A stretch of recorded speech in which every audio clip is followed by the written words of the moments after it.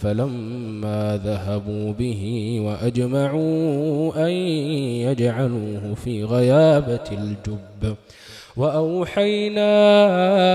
إليه لتنبئنهم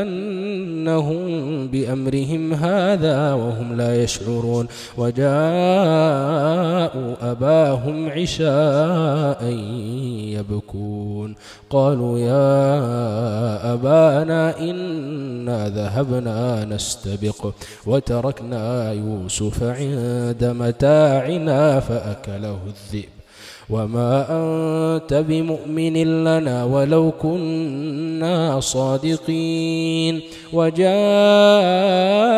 على قميصه بدم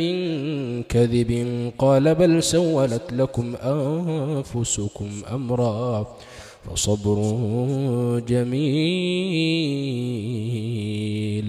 والله المستعان على ما تصفون.